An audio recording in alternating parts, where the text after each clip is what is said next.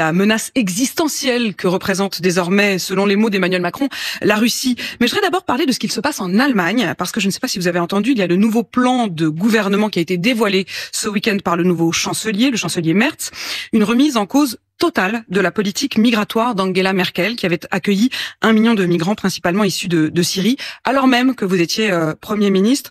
Friedrich Merz qui parle du chaos, je cite, d'une politique d'asile et d'immigration mal orientée depuis 10 ans.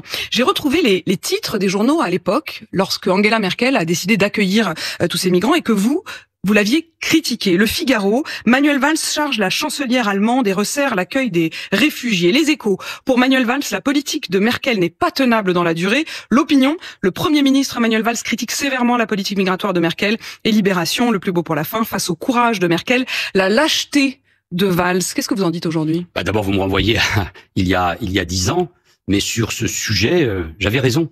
Et j'avais été un des rares dirigeants européens à interroger et à critiquer donc la politique d'ouverture absolue et totale de Angela Merkel, alors qu'elle était en effet saluée par toute la presse nationale et européenne. Et je souligne d'ailleurs qu'avec François Hollande et Bernard Cazeneuve, qui était ministre de l'Intérieur, nous n'avions pas mené la même politique. Nous avions mené une politique d'accueil, évidemment, des réfugiés syriens, mais nous n'avions pas ouvert les frontières parce que nous craignions les conséquences sur nos sociétés. Rappelez-vous, quelques temps après de cet article de cet intellectuel franco-algérien, Kamel Daoud, qui, dans un long papier, avait souligné la violence et les agressions sexuelles d'un certain nombre de migrants un 31 décembre à Cologne, comment il avait été lui-même accueilli. Donc, et puis, soulignons aussi peut-être les changements que l'Allemagne est en train d'opérer. Elle doit sortir de la dépendance. Mais sous la pression de l'extrême droite. C'est-à-dire qu'aujourd'hui, on le sent bien, il y a une montée de l'extrême droite en Allemagne, et c'est aussi à cela que répond le nouveau chancelier. Oui, bien sûr, c'était un de ses engagements de campagne, mais pas seulement. L'Allemagne est en train de sortir maintenant depuis 2-3 ans de la dépendance du gaz russe.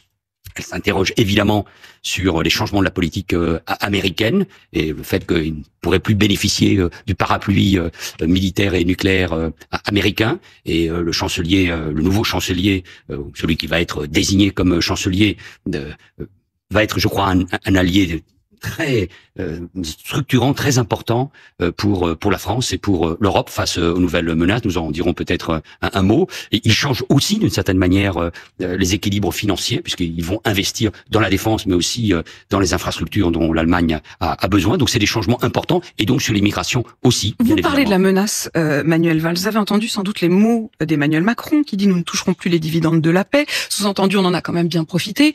Vous en avez profité, vous, tous les hommes politiques qui jusqu'alors trouvaient sans doute confortable que les Américains payent et que nous, on puisse dépenser.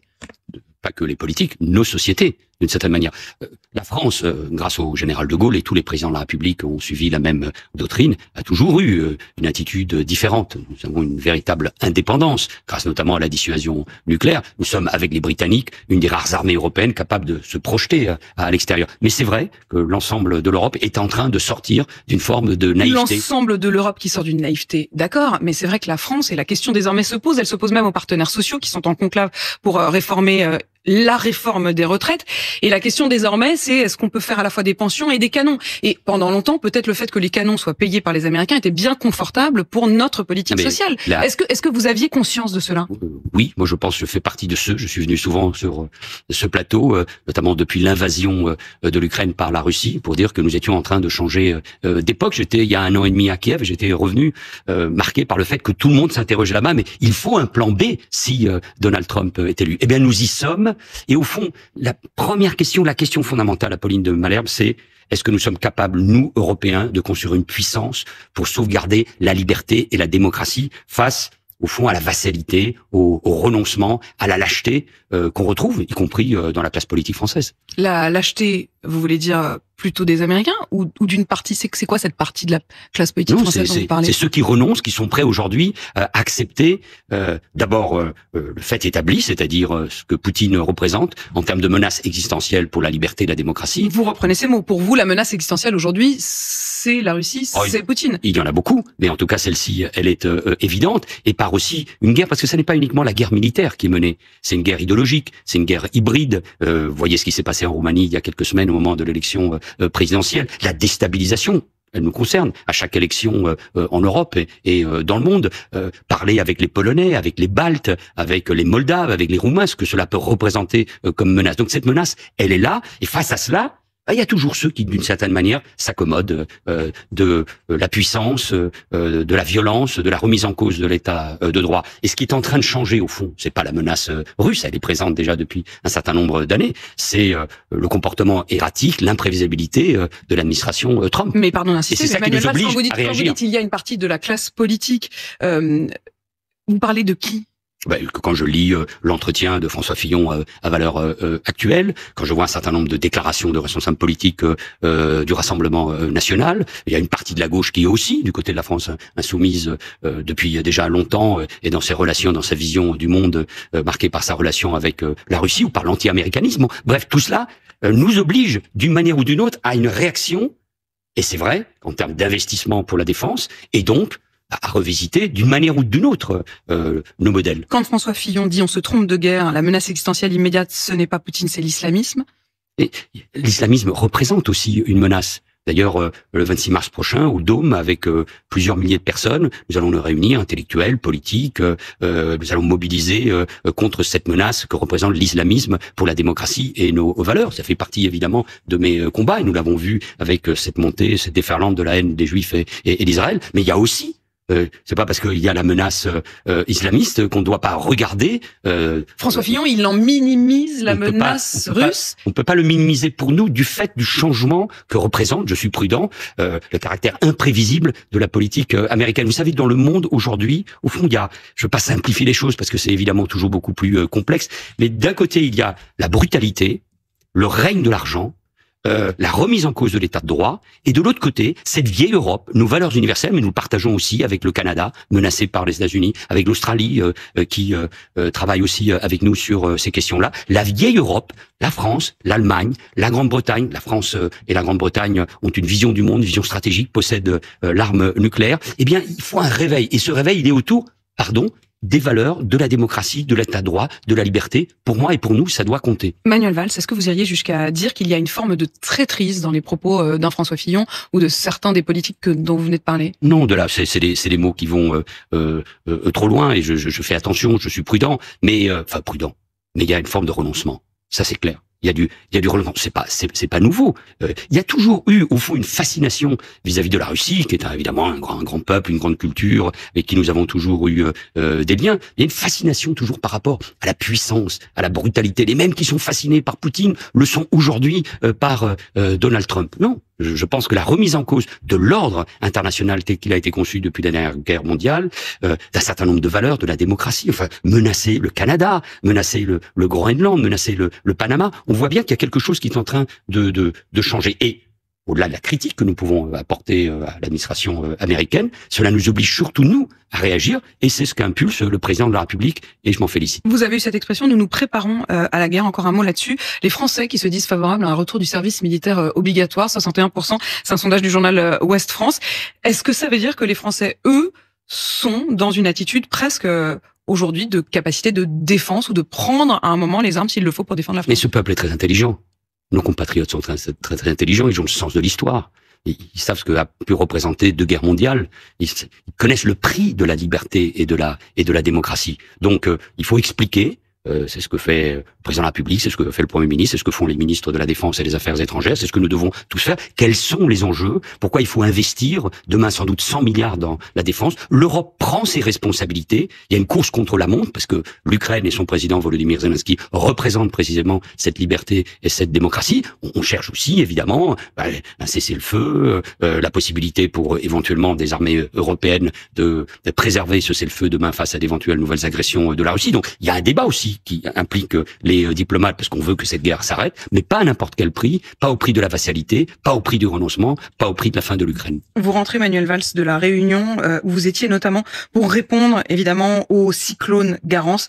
Qui avez-vous vu et quelle réponse vous allez apporter? D'abord, vous avez raison de me ramener à ma mission, et ma mission c'est d'être ministre des Outre-mer.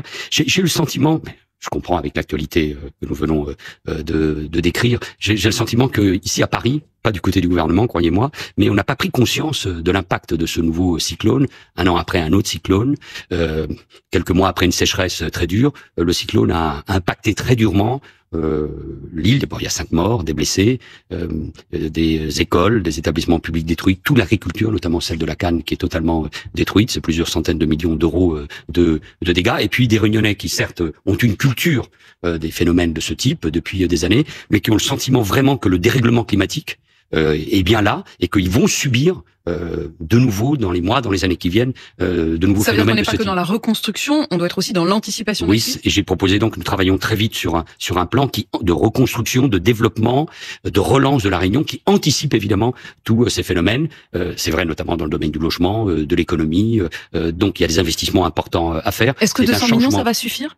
C'est déjà important, ces 200 millions c'est ce fonds que j'ai annoncé pour reconstruire les écoles, les bâtiments publics, l'agriculture. Il y a beaucoup de force, heureusement, à la Réunion. Il y a une vision aussi de la place du territoire dans l'océan Indien. Il y a des élus très très impliqués, mais il faut les soutenir, faut les aider d'une manière générale dans les Outre-mer. Nous sommes au cœur de ces changements climatiques, de ces dérèglements climatiques, ce qui nous oblige là aussi à une autre vision, la montée des océans, le réchauffement de la planète, la montée des eaux. Tout ça nous oblige à des changements profonds et à les traduire dans les actes, alors qu'il y a d'autres défis dans les Outre-mer. Mayotte, 3 mois après, est dans quel état aujourd'hui? Est-ce que la reconstruction commence à se voir pour les habitants? Elle est lente. Elle est trop lente, elle est difficile. Moi, je présenterai dans quelques semaines en Conseil des ministres puis au Parlement un nouveau projet de loi, mais là c'est pour la reconstruction à long terme. Il reste encore des problèmes, je pense notamment à celui de l'eau, qui est rare, qui est difficile d'accès, même si nous faisons tous les efforts pour y arriver. C'est lent et c'est difficile, mais j'y retourne dans quelques semaines. Il y a le général Facon qui est à mes côtés et qui dirige la mission Mayotte pour mettre les bouchées doubles. Nous le devons aux Mahorais qui ont été non seulement touchés par ce cyclone Chido il y a quelques semaines, mais qui vivent aussi d'autres problèmes, les problèmes d'immigration, de violence, d'inégalité sociale, d'écoles qui sont bondées. Donc non, il faut continuer. J'avais reçu Linda Kebab sur ce même plateau qui revenait de 10 jours à Mayotte et qui disait qu'elle avait honte, c'était ses mots, honte parce qu'elle avait le sentiment que ce n'était pas aidé et accompagné comme un département français, mais plutôt comme une colonie. C'était ses mots. Non, mais je pense que ce sont des mots de trop. Mais il y a beaucoup de retard qui a été pris, bien évidemment. Et puis la marche forcée de la départementalisation, qui est utile, qui est attendue par les Mahorais, n'a pas toujours répondu aux exigences de ces derniers. Mais il y a des écoles, il faut les développer. Il y a des services publics, il faut les renforcer. La nécessité de reconstruire la forêt, l'agriculture, l'industrie. Là, le cyclone a été terrible. Il a tout balayé. Je peux comprendre d'ailleurs ce sentiment d'exigence et même d'agacement et de colère même des Mahorais vis-à-vis de l'État. Mais une colonie, non. C'est un département français. Ils sont français. Et ils sont patriotes et ils attendent donc beaucoup de la France. Manuel Valls, la Nouvelle-Calédonie, l'épisode d'extrême violence qu'a traversé la Nouvelle-Calédonie, est-ce que aujourd'hui, et c'était l'une de vos missions, vous y avez passé plusieurs jours, est-ce que aujourd'hui vous estimez qu'il y a une forme de cohésion à nouveau et que l'épisode de violence est vraiment derrière nous? Non. Vous savez, dans la coutume kanak, il y a 2 mots qui sont prononcés à chaque fois. C'est l'humilité et le respect. Donc moi je continuerai à travailler avec beaucoup d'humilité parce que même si nous avons réussi à rassembler toutes les forces politiques, à ce qu'elles se reparlent, nous sommes encore loin d'un accord. Quand vous dites non, c'est quand même non, la situation n'est pas apaisée. Non, parce qu'elle est tendue, parce qu'il y a beaucoup de violence, beaucoup de peur, du racisme, des gens qui ne se parlent plus, qui se regardent en chien de faïence. Il faut comprendre la peur qu'ont éprouvé tous nos compatriotes là-bas sur place, et notamment ceux d'origine européenne à Nouméa. Il faut comprendre aussi l'aspiration à l'émancipation, à la décolonisation des Kanaks. Et donc ce sont au fond deux logiques qui maintenant cheminent, et il faut réussir. Et c'est évidemment la mission que m'a confiée François Bayrou.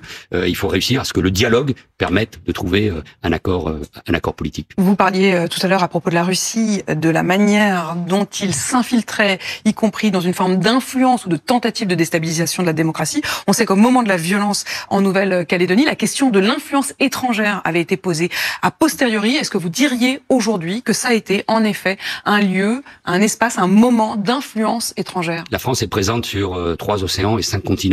C'est une des rares puissances encore qui est ainsi présente dans le monde.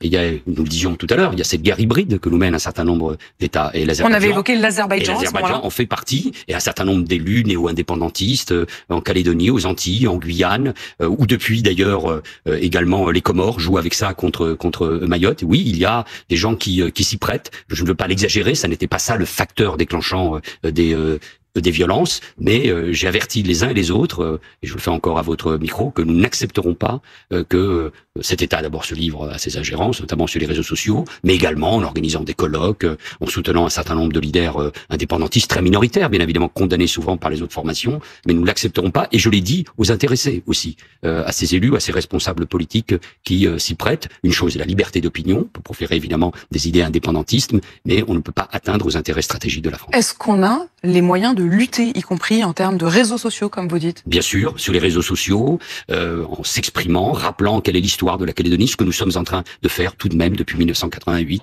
avec Michel Rocard, Lionel Jospin, ce que j'essaie de faire d'une certaine manière dans leurs traces, c'est-à-dire en respectant les uns les autres, en trouvant le consensus, en rassemblant la société calédonienne, en créant les conditions d'un peuple calédonien, en gardant ce lien évidemment très étroit avec la France. Mais bon, nos services de renseignement, Tracfin, tous ces moyens doivent être déployés pour lutter contre ces ingérences. Elles sont inacceptables. Un dernier mot, Manuel Valls, sur ce qu'il se passe en Syrie, où c'est probablement autour de 1000 civils chrétiens d'Orient, alaouites, qui ont été littéralement massacrés ces dernières 48 heures. Est-ce qu'on s'est pas réjoui trop vite? Vous savez, le concept d'islamiste modéré est à réétudier, non? Ça n'existe pas. Mais de l'autre côté, ce pays a subi une telle violence. Il y a sans doute des pulsions de vengeance terribles. Le pouvoir actuel est sur un réduit. La guerre est passée par là, les massacres, les civils, ce qui s'est passé évidemment inacceptable. Et moi aussi, je m'inquiète sur le sort des Alaouites, des chrétiens d'Orient, bien évidemment, qui ont tellement subi au cours de ces dernières années un peu partout en Irak et en Syrie. Donc, la communauté internationale doit être présente, doit rappeler le nouveau pouvoir à ses obligations. Il y a une commission d'enquête qui est en place, mais faisons attention, nous sommes sur une poudrière là-bas. Et là aussi, n'oublions pas quels sont nos véritables alliés. Nos alliés là-bas, ce sont les Israéliens et les Kurdes. Ne l'oublions jamais. Est-ce que vous êtes inquiet sur la situation aujourd'hui? Est-ce que vous faites partie de ceux qui vous disent on est en train de vivre un point de bascule, globalement? Et d'une certaine manière, au cours de ces 20 dernières années, depuis le 11 septembre 2001, nous sommes rentrés dans une nouvelle ère. Et chaque moment nous y apporte. Ce qui évidemment est redoutable, c'est que la grande puissance américaine, notre allié, je continue de penser que ce sont nos alliés, c'est une grande démocratie, semble préférer d'autres types d'alliances. Et cela nous oblige à un réveil, à une très grande responsabilité. Donc ceux qui partagent d'ailleurs les mêmes visions du monde, de l'Europe et de la démocratie dans la vie politique française doivent être capables de se rassembler sur l'essentiel. Nous sommes sur l'essentiel. Nous sommes l'un de ces moments majeurs. J'avais écrit un petit livre sur le courage. Je terminais d'ailleurs avec un portrait sur Volodymyr Zelensky qui incarne ce courage. Mais nous sommes dans ces moments où il faut relire Churchill et De Gaulle pour nous rappeler nos obligations et notre responsabilité. Merci. Manuel Valls, ancien Premier ministre français et actuel ministre des Outre-mer, a récemment exprimé ses inquiétudes concernant la menace que représente la Russie et a partagé ses perspectives sur la situation dans les territoires d'outre-mer. Dans une interview diffusée le 10 mars 2025, il a abordé ces sujets avec une grande clarté. Concernant la Russie, Valls a souligné que la France et l'Europe ne pouvaient pas se permettre que l'Ukraine perde la guerre en cours. Il a insisté sur le fait que, d'un point de vue stratégique, militaire, démocratique et européen, il était essentiel de soutenir l'Ukraine face à l'agression russe. Selon lui, une défaite ukrainienne pourrait entraîner des conséquences graves pour la sécurité européenne, obligeant potentiellement les nations du continent à affronter directement la Russie à l'avenir. Il a également noté que les pays européens, y compris la France, renforçaient leurs capacités militaires en réponse à cette menace croissante. Ce réarmement se manifeste par des investissements accrus dans les blindés, les munitions et les missiles, reflétant une préparation à d'éventuelles confrontations militaires. Parallèlement, en tant que ministre des Outre-mer, Valls a abordé les défis spécifiques auxquels sont confrontés les territoires français d'outre-mer.